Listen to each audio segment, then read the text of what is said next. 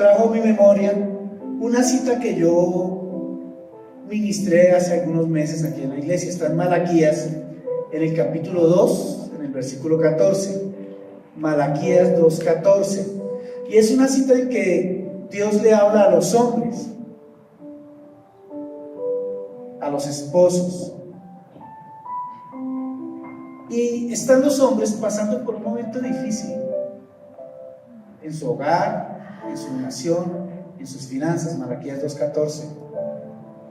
Y los hombres están diciéndole a Dios: Dios, ¿por qué? ¿Por qué estamos así? Bueno, y tal vez muchas veces uno se pregunta: oye, ¿por qué no estamos así como pareja?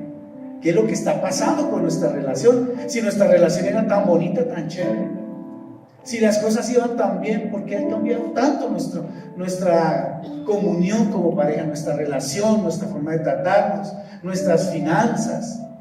¿Qué es lo que ha pasado? ¿Qué es lo que está pasando para muchos? Entonces dice: mas diréis, ¿por qué? Porque Jehová, dice la palabra, ha atestiguado entre ti, ¿verdad? Le habla al hombre, y la mujer de tu juventud, o sea, la esposa, contra la cual tú has sido desleal, siendo ella tu compañera. ¿Sabe que para Dios hay un valor muy especial en la lealtad? Para Dios es tan importante que haya lealtad entre el esposo y la esposa, porque en su traducción original no necesariamente es desleal, sino habla es de descuidar o abandonar. Y en esto sí Dios me empezó a hablar al corazón, porque si la traducción dice: porque el Señor ha atestiguado entre ti y tu mujer, que tú la has, o bueno, esto es aplicado a hombre y mujer, porque es una cita que nos habla a los dos, porque tú lo has abandonado a él, o tú la has descuidado a ella, siendo ella tu compañera y la mujer con la que tú tienes un voto o un pacto. Y es que cuando se hacen votos, se hacen delante de Dios y nosotros decimos: nos vamos a amar por el resto de nuestra vida, así sean tiempos en que las finanzas no fluyen, así sean tiempos donde haya problemas, diferencias de opiniones, de criterios, vamos a ser leales el uno al otro. Pues para Dios esas palabras sí tienen un gran valor, y Él honra a los que cumplen su palabra, a los que cumplen sus votos. Entonces, cuando yo investigaba esto de abandonar y el origen de la palabra deslealtad, mire el versículo siguiente, el versículo 15. Y el 15 dice, haciendo como una pregunta: ¿no hizo él uno? Habiendo en él abundancia de espíritu. ¿Y por qué uno? Haciendo referencia a que en la Biblia los que somos pareja no somos dos, sino somos uno. Pues dice la Biblia que nosotros abandonamos a nuestro papá, a nuestra mamá, nos vamos de nuestra casa, ¿sí? Nos unimos, nos vamos a vivir a otro lado, nos juntamos, ¿verdad? Empezamos a vivir, nos hacemos promesas y Dios empieza a vernos como uno solo. Ya Dios no ve dos, Dios ve uno en los dos. Y es que el Señor dice que lo más importante es que haya esa unidad, ese ponernos de acuerdo y ser unidos, unánimes en todas las cosas. Él dice: pero para mí los dos son uno. Y nos habla de un aspecto que muchas veces no tenemos en cuenta. ¿Y por qué uno? Dice: porque Él está buscando una descendencia para Él.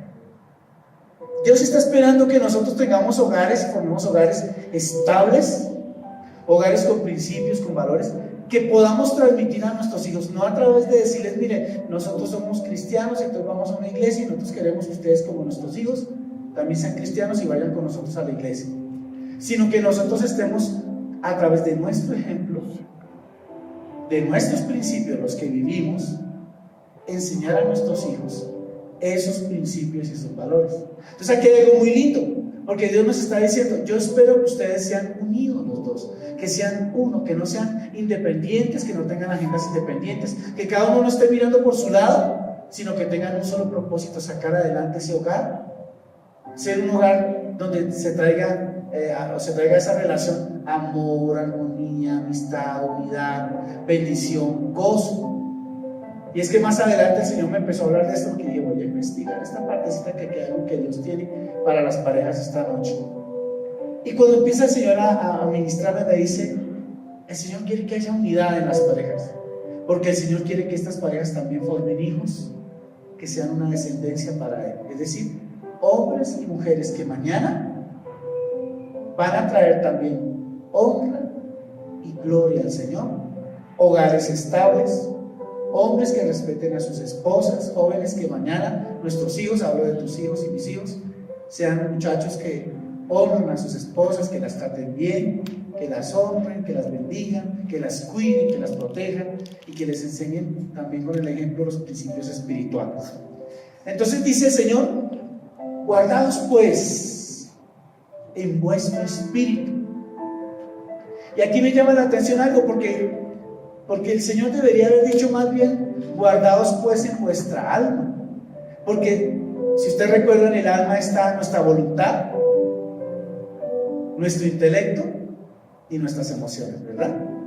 Voluntad, intelecto y emociones, ahí está nuestra alma. Pero Él no dice eso, Él dice es que nos guardemos en nuestro espíritu. Entonces yo quedé como pensando: ve, ¿por qué en el espíritu? Y encontré que el espíritu son tres cosas, o lo forman tres funciones básicas, el espíritu del hombre. La primera es la intuición, donde se desarrolla en nuestro discernimiento. Y el discernimiento es la capacidad que nosotros tenemos para distinguir lo bueno de lo malo.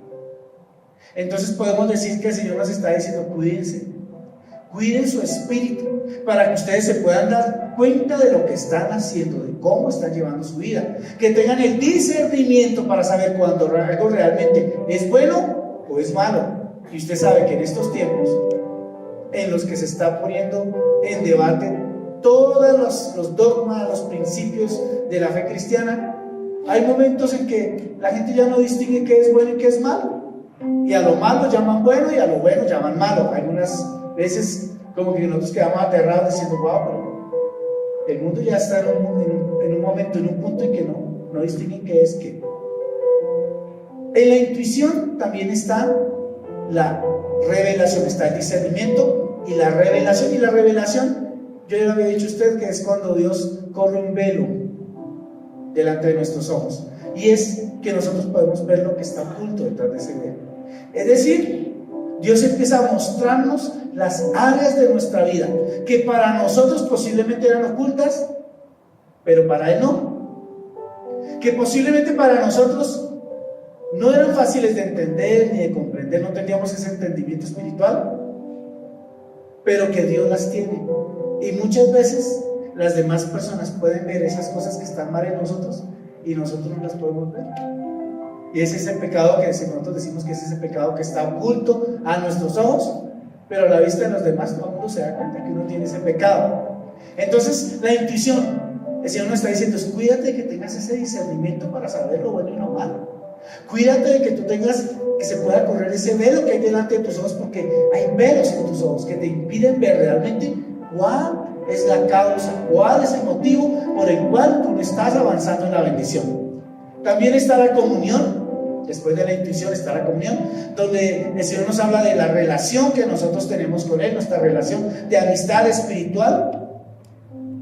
Y en esa área de la comunión Dios nos da dos cosas: el espíritu de sabiduría y el espíritu de revelación. Cuando tenemos amistad con Dios, nos es más fácil entender las cosas desde el punto de vista espiritual. Y créame, detrás de cada situación de pareja, detrás de cada situación económica, siempre habrá un motivo espiritual.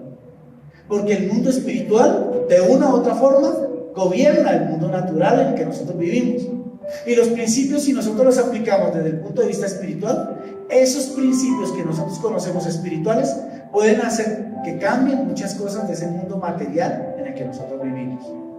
El tercero, después de la intuición, la comunión, está donde habita nuestra conciencia. Y nuestra conciencia es la capacidad de tomar decisiones. Nuestra conciencia es la que nos indica el grado de santidad en la que nosotros estamos viviendo. Nuestra conciencia es la capacidad de discernir sobre lo bueno y lo malo. Nuestra conciencia es la que nos muestra los errores que cometemos. Nuestra conciencia muchas veces nos reprende. Si nosotros tenemos una comunión con Dios y tenemos también la realidad clara de que somos pecadores, porque en nuestra naturaleza hay una naturaleza pecaminosa, pues nosotros vivimos constantemente en una batalla con nuestra carne, ¿verdad? Con nuestros sentimientos que muchas veces están impregnados de caprichos, y muchas veces nuestra conciencia está despierta para reprender lo que no es correcto y para buscar con ahínco, con desesperación, estar siempre aprobados delante de Dios. Cuando tenemos una conciencia débil, la Biblia dice que no nos damos cuenta de lo que hacemos, no nos interesan las consecuencias de los actos que emprendemos, no nos damos cuenta cómo nos afectamos el uno al otro, no nos damos cuenta cómo nuestra mala relación, los gritos, las peleas afectan a nuestros hijos. Y esa afectación sobre nuestros hijos mañana la vamos a ver manifestada en muchachos que son inseguros, hogares que no son estables, jóvenes y jovencitas que ven el matrimonio como algo desagradable, como algo malo, como una desgracia, porque han tenido un ejemplo de matrimonio de parte de sus padres que no ha sido el mejor, y por eso ellos ya ni siquiera aspiran a casarse, sino a vivir en unión libre para poder separarse apenas haya la primera excusa para poderse separar. Ahora, entonces el Señor decía: ustedes tienen que aprender a guardarse del espíritu. Guarden su espíritu, acérquese a mí, deje que yo le alimente su vida espiritual, deje que yo lo guíe, deje que yo le enseñe a través de mi espíritu. Por eso es tan importante nuestra vida espiritual. Cuando nosotros nos descuidamos en nuestra vida de oración, en nuestra vida de la búsqueda de Dios, empezamos a cometer errores, y lo peor de todo, no nos damos cuenta hasta que chocamos con una desgracia, o chocamos con que ya uno de los dos quiere abandonar el hogar, o lo abandona sin ni siquiera avisar. Y bueno, vienen las preguntas: ¿por qué? ¿Por qué? ¿Por qué? Como estaban preguntando los hombres, porque no había lealtad, porque no había cuidado del uno hacia el otro. Y Dios me ha hablado mucho en este sentido, porque a veces nosotros los hombres nos preocupamos mucho por las deudas, nos preocupamos porque en la casa pues esté pago el arriendo, que esté pago los servicios, pero ¿sabe una cosa? Descuidamos la relación de pareja, descuidamos el tiempo de comunión con Dios, descuidamos el tiempo de compartir, y esa parte espiritual es tan importante como la parte económica. Ahora, para levantar un hogar se necesitan dos que estén comprometidos. ¿Cuántos dicen amén, verdad? Pero usted sabe que para destruirlo solo se necesita que uno se chueque, que uno se desvíe. Y esto es tremendo, y toca mi corazón, y lo toca profundamente, porque cuando hablamos de lealtad, yo veo tres áreas que es necesario que nosotros las examinemos, y nos examinemos con sinceridad. La primera es que nuestro amor, el amor de pareja, sea un amor sacrificial. Y en estos tiempos, ¿cómo es de difícil encontrar un amor sacrificial? Porque nadie está dispuesto a dar más allá. Damos lo que entre comillas recibimos, y por eso tenemos ese margen tan alto de separaciones y divorcios, porque nadie está dispuesto a dar más allá. Nadie está dispuesto a amar con un amor sacrificial. Ese amor sacrificial implica que nosotros nos amemos el uno al otro como Cristo amó a su iglesia. Y el Señor se tomó el trabajo de escribir en la Biblia unos textos que decían que el esposo debería amar a la esposa como Cristo amó a la iglesia, con un amor sacrificial, como Cristo se sacrificó por la iglesia. Ahora, si hacemos un balance de lo que ha sido la iglesia con Cristo, wow, porque la iglesia desde el principio ha sido desleal, una iglesia que ama al mundo, una iglesia que por cualquier cosa se desanima, no vuelve, pero el amor de Dios ha permanecido siempre, siempre fortalecido. Y es que ese amor sacrificial es un amor que aprende a darse totalmente. Y ese amor es el que Cristo quiere que nosotros tengamos en nuestra relación de pareja, que saquemos un poquitico ese ego, porque el problema de hoy en día tiene que ver con el egoísmo. Cada uno jala para su lado. Venía comentándole a Mari sobre las relaciones de las parejas hoy en día, y sobre todo cuando ambos trabajan, como que hay mucho egoísmo, que cada uno piensa en su propio mundo. Y encuentra, inclusive hasta la misma iglesia, yo encuentro gente que son más que esposo y esposa, son socios en sus empresas. Y trabajan el aspecto de la sociedad de su empresa, mas no trabajan su relación como pareja. Tal vez lo de pareja ha pasado a un segundo plano. Tal vez hoy nos dedicamos más en pensar cómo administrar, cómo aportar para lograr capital, que después, como no está fundamentado en Dios, ese mismo capital es el que nos trae las divisiones y las peleas. Porque cuando vienen las separaciones, vienen las peleas por los bienes materiales. Entonces el Señor dice, primero, tiene que haber un amor sacrificial. Segundo, un amor donde el uno cuide al otro. Y a mí me aterra esto, porque yo veo hoy que nosotros muchas veces tenemos relaciones tan distantes, tan escasas de ternura, y es que no estamos pendientes el uno del otro, como que cada uno está por su lado, pero él no está pendiente de ella, él no sabe si ella siguió enferma, él no le pregunta a ella, ¿ya te tomaste el antibiótico, amor? ¿Ya, ¿cómo seguiste? ¿Todavía tienes fiebre? Y me doy cuenta porque muchas veces yo llamo a los hombres y digo, oye, ¿cómo siguió tu esposa? No, bien, bien. Y Mari ya ha hablado con ella y ha dicho, no, pastor, aquí ardiendo en fiebre, no me puedo mover, con soltura, un dolor de cabeza, estoy re mal, siento que me voy a morir. Porque como que cada uno vive un universo independiente. Tú en lo tuyo, yo en lo mío, y no nos cuidamos. Y sabe, cuando el Señor habla de ser desleales, está hablando de que nosotros no estamos pendientes el uno del otro. Y yo muchas veces les he predicado a ustedes cómo entra un tercero a una relación. ¿Sabe cómo entra un tercero a una relación? Cuando ese tercero se preocupa por alguno de los dos. Y ese tercero le dice a ella, no, tu esposo no te trajo la pastilla. No, sigo enfermo. Yo te llevo la pastilla hasta la casa. Pero es que no tenemos ni dinero para comprar. No importa, yo aporto ese dinero, yo te compro la droga para que te la llevo, para que te la tomes.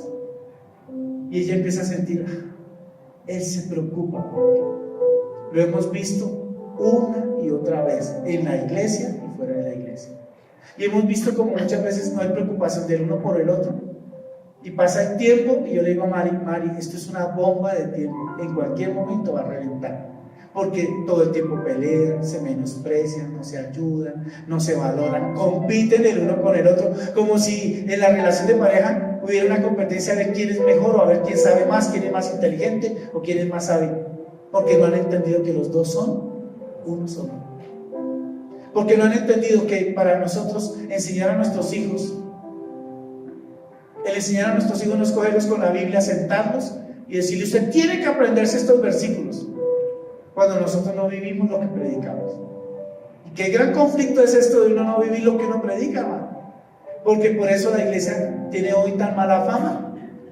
Y los que ni siquiera creen en Dios dicen, ustedes andan predicando tantas cosas, pero viven tan poco de lo que predican. Pero los que tratamos de vivir una vida comprometida con Dios sabemos que tenemos que vivir bajo estos principios.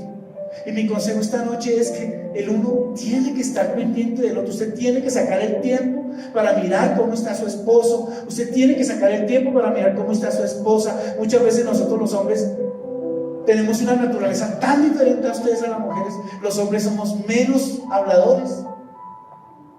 Los hombres somos más introvertidos, no nos gusta contar lo que sentimos ni lo que estamos pasando. ¿Sabe qué hacemos nosotros los hombres? Nosotros los hombres nos guardamos todo. Y entonces a nosotros se nos nota porque de pronto hacemos mala cara. Y a veces hay mal genio. A veces hay amargura.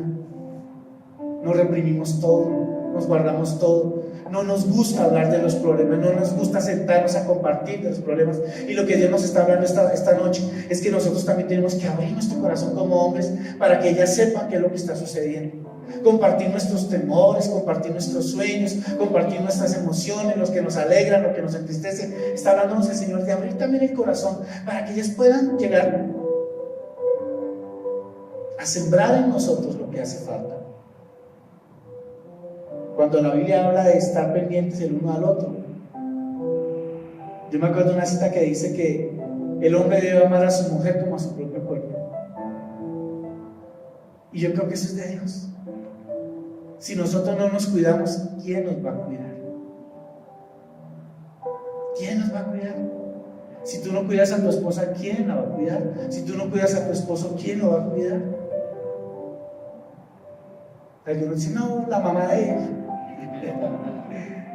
Porque eso sí, cualquier cosa quiere correr allá donde la mamá. Pero la Biblia dice que nosotros dejamos a padre y madre por una razón importante, y es que no tiene que haber intervencionismo, ya que está de moda esa palabra ahorita con Venezuela. Intervencionismo de parte de los suegros en nuestros hogares no es bueno. Para eso nos separamos, para eso dejamos a nuestro papá, a nuestra mamá, para ir a buscar una vida nosotros aparte y poder suplir y poder sembrar lo que se necesita en nuestra relación de pareja. ¿Cuántos dicen amén? Dios le está hablando, ¿verdad? Entonces uno no se casa simplemente para obtener servicios a cambio o necesidades físicas, sino que uno tiene que preocuparse por la persona con la que comparte. Y yo le he dicho a usted que yo muchas veces he visto aquí muchos más preocupados por las hermanitas de la iglesia que por la esposa. ¿Usted qué cree que siente su esposa cuando se da cuenta que usted se preocupa más por su mamá que por ella? Yo sé que Dios le está hablando a la iglesia. Tiene que haber un nivel de preocupación del uno por el otro. Usted tiene que estar más pendiente de ella, más pendiente de él. Qué triste que usted se dé cuenta que algo está sucediendo cuando ya es que le mira el teléfono y le encuentra conversaciones a él o a ella, porque no estaba pendiente de sus necesidades emocionales, porque no estaba pendiente de él. Y tercero, es un amor donde el centro de su vida sea Dios. Cuando Dios no está en una relación de pareja, créanme, esto es un desastre. Cuando el centro de su vida solamente es conseguir una casa, conseguir un carro, montar una empresa, eso es una desgracia. Cuando el centro de su vida, en el centro de su relación de pareja, en el centro de su familia no está Dios, usted no tiene un fundamento estable de donde agarrarse cuando vengan los vientos, cuando vengan las tormentas, cuando vengan los terremotos, cuando vengan las inundaciones. Si usted no está basado en Dios, su hogar se puede caer. Porque las finanzas dan una falsa seguridad. Usted piensa que porque tiene dinero, todo lo puede lograr. Y yo tengo conocidos que tienen dinero y en el amor han sido un fracaso. ¿Cuántos dicen amén? Entonces hay un equilibrio. Nos preocupamos por suplir para nuestras necesidades, pero también nos preocupamos por cuidarnos el uno al otro. Nos preocupamos porque Dios esté en nuestra vida, que en nuestra vida, en nuestra casa, haya ejemplo a nuestros hijos de oración, que nosotros saquemos el tiempo para plantear nuestros temores como pareja en oración, decirle a Dios: Dios, nos preocupa esto, Dios nos preocupa la vivienda, Dios nos preocupa las pensiones, las rutas de nuestros hijos, Dios nos preocupa la alimentación, Dios nos preocupa que el dinero no nos está alcanzando, Dios nos preocupa que la esposa ora: Dios, me preocupa que él está cambiando, Dios me preocupa, muéstrame qué es lo que mi esposo le está pasando, qué es lo que está sucediendo en su corazón. La esposa ora: Señor, muéstrame qué es lo que está pasando a mi esposo en mi corazón, por qué él está actuando como él está actuando. Viene la intuición, viene la comunión y viene la conciencia activadas y traen revelación a tu vida para mostrarte dónde está el problema, y tú inmediatamente puedes acercarte a él, hablarle, abrazarlo, orar por él e impedir que muchas cosas se puedan empezar a dar. Dios le hablaba a mi corazón y me acordé. Hace algún tiempo yo estuve preparando un material sobre la autoridad y me acordé que en el pueblo de Israel a cada familia se le daba una vara. Esa vara simbolizaba la autoridad que el hombre siempre la tenía el hombre. porque desde el principio de los tiempos Dios ha puesto al hombre por cabeza, pero ojo, por cabeza espiritual, no vaya a ser un machismo malentendido, de que usted tiene que sujetarse a mí y él hace unas locuras. Y yo he visto aquí en la iglesia hombres que han arrastrado con sus familias a la desobediencia y a hacer cosas que no deben hacer, porque piensan que tienen la autoridad cuando no tienen la comunión con Dios. En el pueblo de Israel a los hombres le daban la vara como una señal de autoridad. Imagínense que esa vara duraba de generación en generación y pasaba del padre al hijo y lo iban heredando y era como una herencia espiritual. Esa vara representaba la bendición, el respaldo de Dios sobre una casa. Por eso cuando Dios llamó al pueblo de Israel, les puso a cada una de las cabezas patriarcales de las 12 tribus, a cada una le dio una vara. La vara era un palo que lo pelaban y lo portaban en la mano. Esa vara usted la ve manifestada en milagros, como cuando Moisés estaba acompañado de Aarón y abrieron el mar. Esa vara se convirtió en serpiente y se tragó a la serpiente, que los brujos del faraón trataron de competir con Dios. Esa vara usted la ve en muchos milagros en la Biblia, pero esa vara representa la bendición, el respaldo y la autoridad de Dios en una casa. En el libro de los Números, en el capítulo 17, versículo 6, Moisés está hablándole a los hijos de Israel y todos los príncipes, o sea, los hombres que son cabezas de familia, de parejas, ¿verdad? Y dice que a cada uno de ellos, de esos jóvenes varones, les dieron varas. Lo está leyendo conmigo. Y Moisés habló a los hijos de Israel y a todos los príncipes de ellos les dieron varas, cada príncipe por la casa de sus padres una vara. En total 12 varas, porque eran 12 tribus. Y la vara de Aarón estaba entre las varas de ellos. Versículo 7. Y Moisés puso las varas delante de Jehová en el tabernáculo del testimonio. ¿Por qué es importante poner la vara, para ellos poner la vara delante del altar? Porque no existe autoridad en nuestra vida y en nuestro hogar si esa autoridad no viene con la bendición de Dios. ¿Cómo podemos nosotros enseñar a nuestros hijos si no tenemos la alianza y el respaldo de Dios? ¿Cómo podemos levantar una empresa si no tenemos el respaldo de Dios? ¿Cómo podemos emprender algo alejados de Dios? Para ellos era muy importante no solamente la tradición de la vara como la autoridad que se delega de un padre a un hijo, sino que también era importantísimo que Dios tuviera la bendición sobre esa vara. Por eso a los hombres, sobre los hombres, está la bendición de los hogares. Dice entonces que Moisés puso las varas delante del tabernáculo, delante de la presencia del Señor, del altar del Señor. Versículo 8. Estaban escogiendo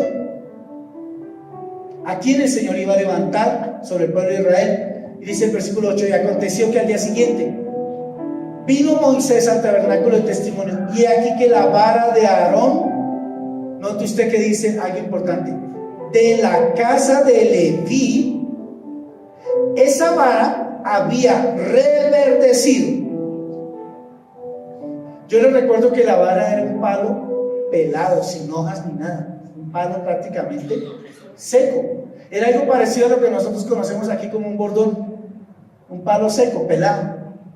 Ahora, aconteció que al día siguiente vino Moisés al tabernáculo del testimonio, y aquí que la vara de Aarón de la casa de Leví había reverdecido. Y sabe, Dios me hablaba tantas cosas anoche cuando estaba ministrando esta palabra a mi corazón,